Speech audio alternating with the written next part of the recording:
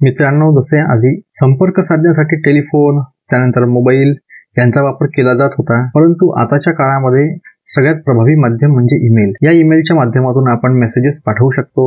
Message सोबत आपण एखादी फाईल, एखादं फोल्डर, एखादं गाणं किंवा व्हिडिओज किंवा आपण काढलेला फोटो ॲज अ अटॅचमेंट म्हणून आपण पाठवू शकतो। मला एक कमेंट आली होती की सर ईमेल कसे पाठवायचे, त्या संदर्भात एखादा व्हिडिओ बनवा। म्हणून मी आपल्या समोर ईमेल कसा पाठवायचा आणि त्या संदर्भातल्या बऱ्याचशा टिप्स आणि ट्रिक्स या व्हिडिओमध्ये आपणास सांगणार आहे। त्यासाठी आपल्याकडे ईमेल असणं आवश्यक आहे। जगात बऱ्याचशा कंपन्या आहेत, त्यापैकी गुगल या कंपनीचा जीमेल हे फीचर्स ईमेलसाठी वापरलं जाते। आपण जीमेलचे टिप्स आणि ट्रिक्स बघूया।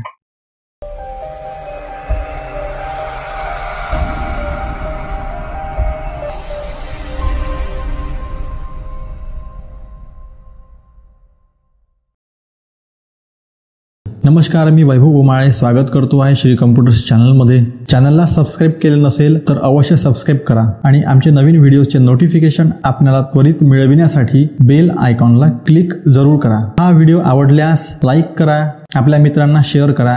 अजून आपल्याला माझ्याकडून काय अपेक्षित आहे हे कमेंटच्या माध्यमातून मला कळवा।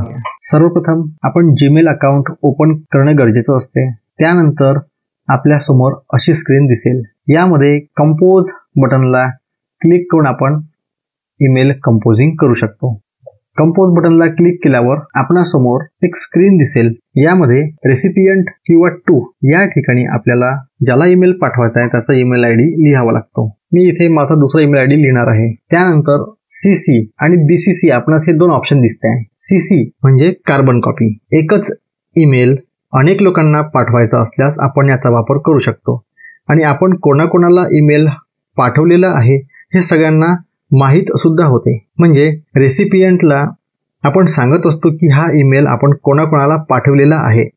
जसे मॅन्युअली पत्र लिहिताना प्रतिलिपी हा पर्याय आपण खाली वापरतो, म्हणून सीसी मध्ये आपण जे ईमेल आयडी लिहिणार आहे हे सगळ्यांना आणि टू या ठिकाणी जे आपण ईमेल आयडी टाईप केला अशा लोकांना दिसेल। त्यानंतरचा पर्याय म्हणजे बीसीसी। बीसीसी म्हणजे ब्लिंड कार्बन कॉपी। आपण हा ईमेल कोणाकोणाला पाठवलेला आहे हे इतरांना माहीत होणार नाही, अशा वेळेस आपण बीसीसी हा ऑप्शन वापरू शकतो। जसे आपल्याला आपला रिझ्यूम अनेक कंपन्यांना पाठवायचा असेल, अशा वेळेस आपण वेगवेगळे ईमेल पाठवल्यापेक्षा जर बीसीसीचा आपण वापर केला तर आपण कोणत्या कोणत्या कंपनीला ईमेल्स पाठवलेला आहे हे कोणालाच कळणार नाही। अशा वेळेस आपण बीसीसीचा वापर केला पाहिजे। यामुळे आपला वेळ वाचतो। सगळ्यात महत्त्वाचा मुद्दा म्हणजे सब्जेक्ट लाईन। ईमेल कशाबद्दल आहे ते यावरून समजते, त्यामुळे या ठिकाणी काळजीपूर्वक सब्जेक्ट लिहावे। जसे job applications for manager with 5 years of experience, म्हणजेच आपण त्यांच्या नजरेत आणून देत आहे की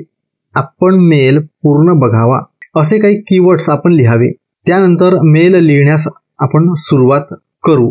जसे मराठीत आपण महोदय किंवा महोदया लिहितो, तसेच इंग्लिशमध्ये आपण रिस्पेक्टेड सर किंवा मॅडम। आपण एक सॅम्पल ईमेल तयार करून बघूया। जसे सब्जेक्टमध्ये आपण लिहू application for the post of manager.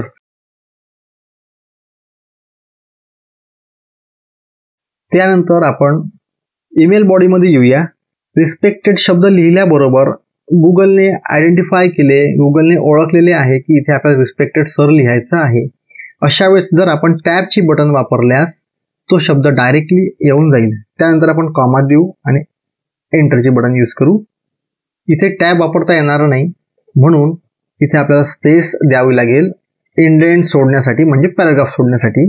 त्यानंतर इथे आपण आपला मजकूर लिहून घेऊया। या ठिकाणी आपण सब्जेक्टमध्ये लिहून घेतलेला आहे। आपला वेळ जाऊ नये म्हणून मी इथे ईमेल लिहून ठेवलेला आहे। जसे सब्जेक्टमध्ये आपण लिहिलेलं आहे ॲप्लिकेशन फॉर मॅनेजरियल पोस्ट। त्यानंतर मेसेज बॉडीमध्ये आपण आलेलो आहे। मेसेज बॉडीमध्ये आपण लिहिलेलं आहे रिस्पेक्टेड सर और मॅडम, याला म्हणतात सॅल्युटेशन। सॅल्युटेशन म्हणजे रिस्पेक्टेड सर और मॅडम या लाईनला संबोधलं जाते। त्यानंतर तो फर्स्ट पॅराग्राफ। फर्स्ट पॅराग्राफ म्हणजे इंट्रोडक्शन मध्ये आपल्याबद्दल आपण थोडक्यात माहिती द्यावी। त्यानंतर सेकंड पॅराग्राफ। सेकंड पॅराग्राफमध्ये आपण आपले स्किल आपलं करंट पोझिशन आणि आपलं एक्सपिरियन्स आपण डिटेलमध्ये द्यावी. थर्ड पॅराग्राफमध्ये व्हाय आर यू इंटरेस्टेड म्हणजे आपण का बरं इंटरेस्टेड आहे त्याबद्दल थोडक्यात माहिती लिहावी. शेवटला पॅराग्राफ म्हणजे कॉल टू ॲक्शन म्हणजे आपण त्यांना रिक्वेस्ट करतो आहे, पोलाइटली रिक्वेस्ट करतो आहे की आपण मला इंटरव्ह्यूसाठी बोलवावं. त्या संदर्भातला शेवटला पॅराग्राफ. त्यानंतर येतो क्लोजिंग रिमार्क किंवा क्लोजिंग स्टेटमेंट. कोणी सिन्सिअरली यू किंवा सिन्सिअरली, बेस्ट रिगार्ड असे शब्द वापरतात. आपण सिन्सिअरली किंवा बेस्ट रिगार्ड यापैकी काहीही लिहू शकतो. त्यानंतर आपण आपलं स्वतःचे नाव, phone numbers, email I D, आवश्यक असल्यास आपण पत्ता सुद्धा देऊ शकतो. जर आपल्याला या मेल सोबत एखादी फाईल अटॅच करून पाठवायची असेल, जसे आपला रिझ्यूम आपल्याला पाठवायचा असेल, तर आपण या सेंड बटनच्या बाजूनं अटॅच फाईल पेपर क्लिप सारखी बटन दिसते आहे त्या ठिकाणी आपण क्लिक करूया. त्यानंतर ओपन डायलॉग बॉक्स हा ओपन होईल. त्यानंतर आपली फाईल कम्प्युटरमध्ये, लॅपटॉपमध्ये जिथे कुठे सेव्ह असेल आपण ती ओपन करून घेऊ. सॅम्पल फाईल म्हणून मी एक TXT फाईल सिलेक्ट करतो आहे. आपण PDF फाईल, अन्य कुठली फाईल सिलेक्ट करू शकता. देन ओपन केल्यास ती फाईल या ठिकाणी अटॅच झाल्याची आपल्याला दिसते आहे. जर आपण सेंड बटनला क्लिक केल्यास हा ईमेल सेंड होईल. आता आपण ट्रिक बघूया. जर आपण एखाद्या ऑफिसमध्ये काम करत असू आणि आपल्याला वारंवार एकसारख्या लोकांना ईमेल पाठवायचे असतील तर अशा वेळेस एक ईमेल आय डी न टाकता जर आपण त्यांचा ग्रुप तयार करून ठेवला तर आपल्याला पाठवण्यास सोपं जाईल. त्यासाठी आपल्याला जीमेल मधील गुगल कॉन्टॅक्ट ओपन करावे लागेल. त्यासाठी आपण या 9 डॉट्स या ठिकाणी क्लिक करूया. मीन्स गुगल ॲप्स या बटनला क्लिक करूया. त्यामधून आपण आणि फर्स्ट टाइम इथे आपण लेबल्स तयार करून घेऊ. क्रिएट लेबल या बटनला क्लिक केल्यास लेबल क्रिएशनची स्क्रीन आपल्या डोळ्यासमोर दिसते आहे. इथे आपण लेबल तयार करून घेऊ. त्यानंतर क्रिएट कॉन्टॅक्ट या ठिकाणी क्लिक करून आपण कॉन्टॅक्ट्स तयार करून घेऊ. क्रिएट कॉन्टॅक्टला क्लिक केल्यावर एक स्क्रीन आपल्या डोळ्यासमोर दिसते आहे. फर्स्ट नेम, लास्ट नेम आपण लिहून घेऊ. त्यानंतर ईमेल आयडी आपण टाकून घेऊ.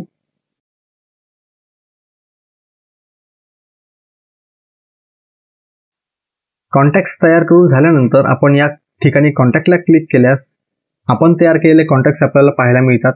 त्यानंतर आपण कॉन्टॅक्ट्स सिलेक्ट करून घ्यावे आणि इथे आपल्याला मॅनेज लेबल नावाची बटन दिसत असेल, इथे आपण क्लिक करावे.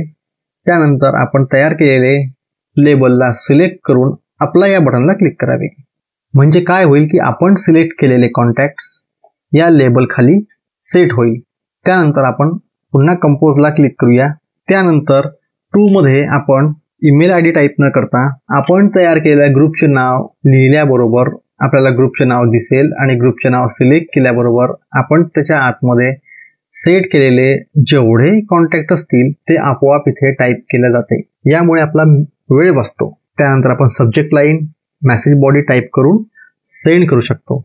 दुसरी ट्रिक्स, जर एखाद्या वेळेस आपल्याला दुसऱ्या दिवशी किंवा सिलेक्टेड डेटला मेल पाठवायचा असल्यास त्यावेळेस तुम्हाला वेळ नसेल तर तो मेल आपण आधीच तयार करून शेड्यूलच्या माध्यमातून पाठवू शकतो. जसे या ठिकाणी सेंड बटनच्या बाजूने एक ॲरो आपल्याला पाहावयास मिळते. ॲरो बटनला क्लिक करून शेड्यूल सेंड ऑप्शनला सिलेक्ट केल्यास आपल्याला काही ऑप्शन्स पाहावयास मिळतील. जसे tomorrow morning, tomorrow afternoon, Monday morning किंवा एखाद्या विशिष्ट डेटला आणि टाइमला पाठवायचं असल्यास खाली पिक डेट अँड टाइम हा ऑप्शनला क्लिक केल्यास आपल्यासमोर कॅलेंडर ओपन होईल.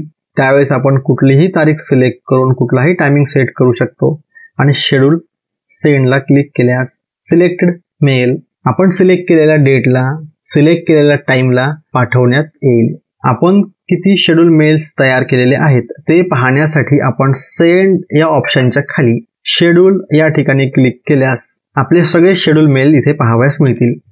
जर एखाद्या ईमेलला आपण चुकून मेसेजेस केला किंवा एखादा पाठवलेला मेल आपल्याला दुरुस्त करावायचा असल्यास आपण तो मेल अंडू करू शकतो. त्यासाठी आपण सेटिंग बटनला क्लिक करूया. सी ऑल सेटिंग या ऑप्शनला क्लिक करूया. त्यानंतर जनरल टॅबमध्ये सेंड अंडू हा ऑप्शन आपल्यास पाहावयास मिळेल. या ठिकाणी आपण क्लिक करून मॅक्झिमम टाइम आपण घेऊया आणि सगळ्यात शेवटी सेव्ह चेंजेसला क्लिक करूया. आपण एक मेल कंपोज करून पाठवून बघूया. मेल आपण ड्राफ्ट केलेला आहे. आपण सेंड बटनला क्लिक केल्यास हा मेल सेंड होईल. परंतु इथे आपल्याला पाहावयास मिळते जर आपण इथे अंडू केला तर तो अंडू होईल. म्हणजेच मेल सेंड केल्यावर सुद्धा जाणार नाही 30 सेकंदापर्यंत आपण त्याच्यामध्ये चेंजेस करू शकतो किंवा डिलीट करू शकतो. सगळ्यात महत्त्वाची ट्रिक म्हणजे आलेले सगळे अनरीड मेसेजेस आपल्याला कमी वेळात बघायचे असते. त्यातले काही डिलीट करायचे असतात. अशा वेळेस प्रत्येक मेल आपल्याला चेक करावा लागतो आणि पुन्हा बॅक जाऊन किंवा इनबॉक्सला क्लिक करून आपण प्रत्येक मेल चेक करतो. अशामुळे आपला वेळ खूप वाया जातो. त्यासाठी सेटिंग बटनला क्लिक करून जर इथे आपण रीडिंग पेन मध्ये राईट ऑफ इनबॉक्स ला क्लिक केल्यास इथे प्रिव्ह्यू पॅन पाहायला मिळतो. आपण इनबॉक्सला क्लिक केलं आणि कोणत्याही मेलला क्लिक केल्यास आपल्याला इथे प्रिव्ह्यू पाहावयास मिळते. अशा वेळेस आपल्याला बॅक जायची गरज राहत नाही. कोणत्याही मेलला क्लिक करून आपण त्याचा इथे प्रिव्ह्यू पाहू शकतो की त्या मेलच्या आतमध्ये काय आहे. लगेच तुम्ही सिलेक्ट करून त्याला डिलीट सुद्धा करू शकता. म्हणजे प्रत्येक वेळेला मेल ओपन करा, बॅक टू मेल मध्ये या किंवा इनबॉक्सला क्लिक करा, ही भानगड राहणार नाही. यामुळे आपला वेळ वाचेल. सगळ्यात महत्वाची ट्रिक म्हणजे आपण मेल पाठवला तर अन्य कोणीही तो मेल वाचू शकतो. म्हणून मेल आपण पासवर्ड प्रोटेक्टेड करून सुद्धा पाठवू शकतो. तर तो कसा पाठवायचा चला तर बघूया. पहिल्यांदा आपण मेल आयडी लिहून घेऊया. सेंड करण्यापूर्वी आपण या ठिकाणी टॉगल कॉन्फिडेन्शियल मोड या ठिकाणी क्लिक करूया. इथे आपल्याला सेट करता येतो की आपल्याला हा मेल एका दिवसात एक्सपायर करायचा आहे, एका आठवड्यात एक्सपायर करायचा आहे, एका महिन्यात एक्सपायर करायचा, ते आपण सेट करू शकता. आपण या ठिकाणी एक्सपायर इन 1 डेज असा सेट करूया. त्यानंतर इथे आपण SMS पासकोड सेट करून सेव्ह केल्यास इथे आपल्याला दिलेला आहे recipient won't have the option to forward copy print और डाउनलोड इट्स मेल. म्हणजेच या मेलचे प्रिंटआउट निघणार नाही, या मेलची कॉपी होणार नाही आणि हा डाउनलोड सुद्धा होणार नाही. फक्त तो मेल वाचू शकेल असं याच्यामध्ये सेटिंग केलेले आहे. आता आपण सेंड करूया. इथे आपल्याला फोन नंबर मागितलेला आहे की ज्या फोनवर एक SMS कोड जाईल, एक पासवर्ड जाईल आणि तो पासवर्ड टाकल्याशिवाय तो मेल ओपन होणार नाही. इथे मी माझा मोबाईल नंबर टाकणार आहे आणि सेंड बटनला क्लिक केल्यास एक पासवर्ड आपण टाईप केलेल्या मोबाईलवर सेंड होईल. मी माझा दुसरा मेल ओपन करतो. मी माझ्या दुसऱ्या मेलमध्ये आलेलो आहे. इथे मला मेल आल्याचा दिसतो आहे. जर मी या ठिकाणी क्लिक केले तर हा मेल ओपन होण्याआधी आपल्याला एक पासकोड विचारलं जाईल. इथे मी पासकोडला क्लिक करतो आणि माझ्या मोबाईलमध्ये मी चेक करतो की मला कोणता पासकोड आलेला आहे. जर आपल्याला पासकोड आला नसल्यास आपण रिसेंड पासकोडला क्लिक करावे. त्यानंतर आपण पासकोड टाईप करून घेऊ आणि सबमिट करूया.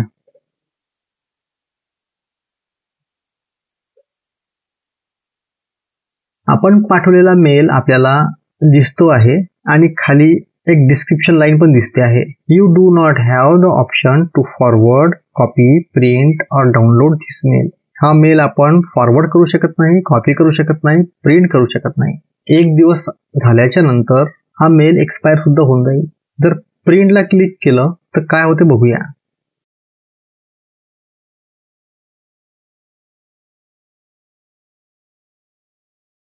Gmail confidential mode gives you more control over the message you send. The senders may have chosen to set an expiration time.